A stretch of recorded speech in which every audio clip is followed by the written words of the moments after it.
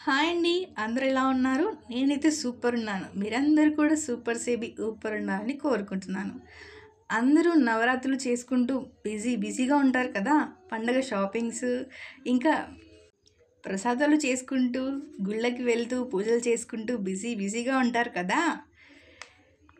మీకు అందరికీ కూడా నవరాత్రి శుభాకాంక్షలు. నవరాత్రి అంటే దుర్గాదేవి యొక్క 9 అవతారాలు అని మనందరికీ తెలిసిందే కదా!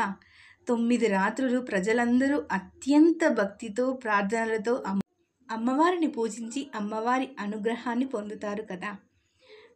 ప్రతిరోజు దుర్గాదేవి యొక్క ఒక అవతారాన్ని అంకితం చేయబడింది.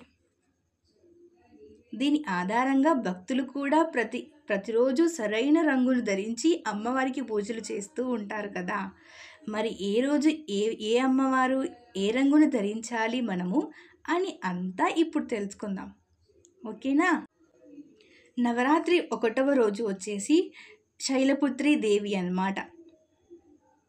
తిథి వచ్చేసి ప్రతిపాద. అక్టోబర్ 3న ప్రతిపాడులో శైలపుత్రి దేవిని పూజిస్తారు. శైల అంటే పర్వతం, పుత్రి అంటే కూతురు. పార్వతీదేవి పర్వతదేవుని కుమార్తె కాబట్టి ఆమెకు ఈరోజు ప్రాముఖ్యత ఇవ్వబడుతుంది. ఇంకా అమ్మవారికి ప్రసాదం పెట్టవలసింది కట్టె పొంగలి అన్నమాట. ఇంకా ధ్యాన శ్లోకం కూడా చెప్తాను, వినండి. వందే వాంఛితలాభయ చంద్ర కృతశేఖరం వృషారూఢం శూలాధరం శైలపుత్రిం యశస్వినీం. ఈ మంత్రాన్ని గనుక మీరు 24 సార్లు చదివినట్లయితే అమ్మవారి అనుగ్రహాన్ని పొందుతారు. ఇంకా ఓపిక ఉన్నవాళ్ళు 108 సార్లు లేదా 1008 సార్లు చదివితే మీకు అంతా శుభం కలుగుతుంది. నవరాత్రులలో 2వ రోజు బ్రహ్మచారిణీ దేవిని పూజిస్తాము. తిథి వచ్చేసి ద్వితీయ అన్నమాట. ద్వితీయ అక్టోబర్ 4న బ్రహ్మచారి దేవిని దుర్గాదేవి స్వరూపంగా మరియు ఆమె కోపాన్ని తగ్గించేది. అందుకే 2వ రోజు ఈ అమ్మవారికి అంకితం చేయబడింది. బ్రహ్మచారిణి అమ్మవారికి ప్రసాదం పెట్టవలసింది పులిహోర. మరియు ధ్యాన శ్లోకం వచ్చేసి చెబుతాను, ఇప్పుడు వినండి. దదానకర పద్మాభ్యం అక్షరమాలాకమండలు దేవి ప్రసీదతు మూయి బ్రహ్మచారిణ్యనుత్తమ.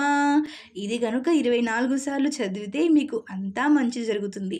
ఇంకా ఓపిక ఉన్నవారు 108 సార్లు లేదా 1008 సార్లు చదివితే అమ్మవారి అనుగ్రహానికి పాత్రులవుతారు. నవరాత్రులలో 3వ రోజు చంద్రఘంటాదేవికి పూజిస్తారు. తిథి వచ్చేసి ద్వితీయ అన్నమాట. ద్వితీయ అక్టోబర్ 5న ద్వితీయ నాడు భక్తులు చంద్రఘంటాదేవికి పూజలు చేస్తారు. ఆమెకు 3వ కన్ను ఉందని మరియు దుష్ట రాక్షసులతో పోరాడుతుందని నమ్ముతారు. పూజా సమయంలో ఆమెకు సంతోషింపబడడానికి మల్లెపూలను సమర్పించాలి.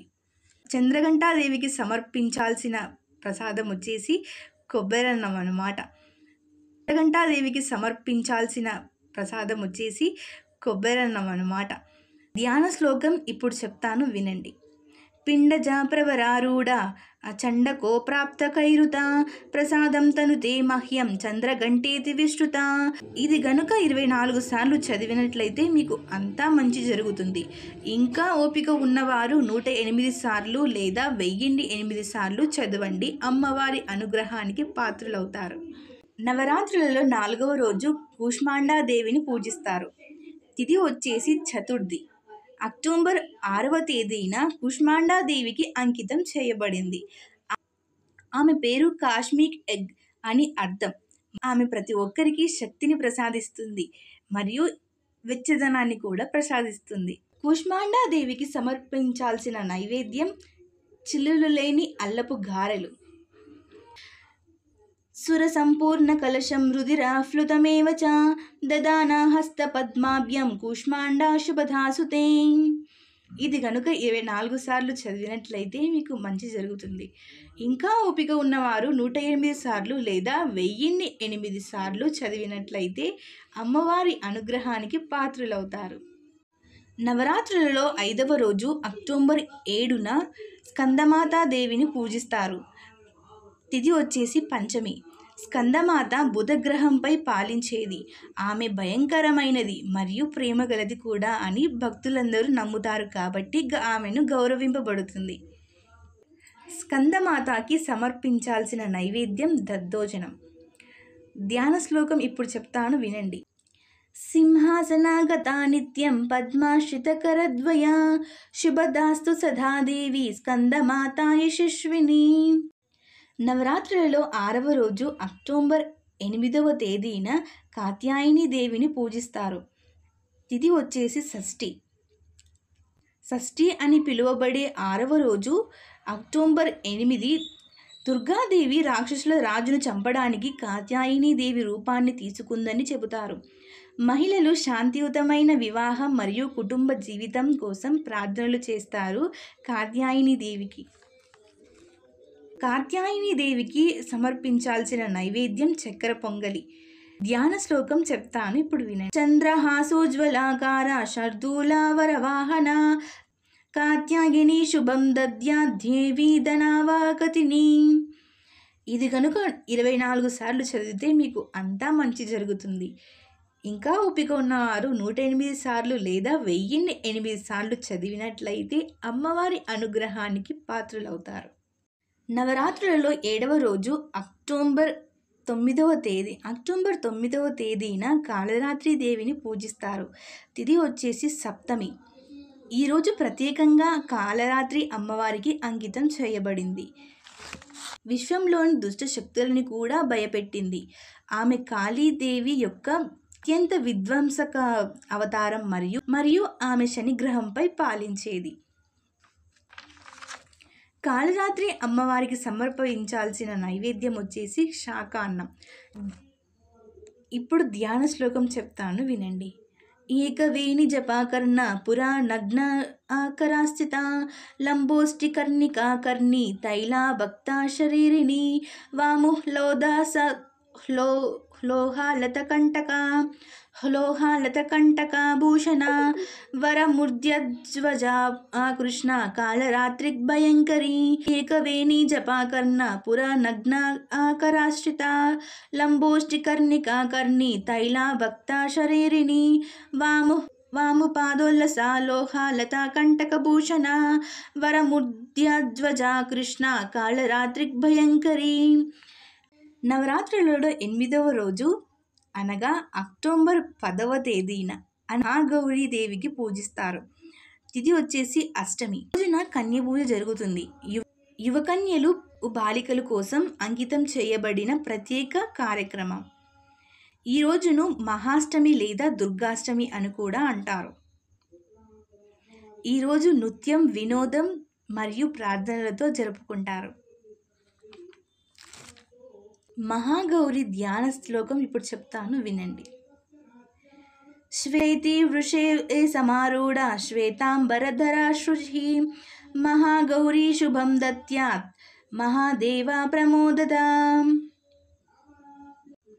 నవరాత్రులలో 9వ రోజు అనగా అక్టోబర్ 11వ తేదీన సిద్ధిదాత్రి దేవిని పూజిస్తారు. తిథి వచ్చేసి నవమి.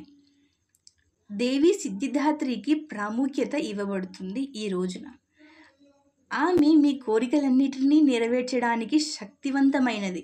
అందుకే 9వ రోజున ఈ అమ్మవారిని పూజింపబడుతుంది. ఈ రోజున సిద్ధిదాత్రి దేవి అమ్మవారికి సమర్పించాల్సిన నైవేద్యం వచ్చేసి పాయసాన్నం అన్నమాట.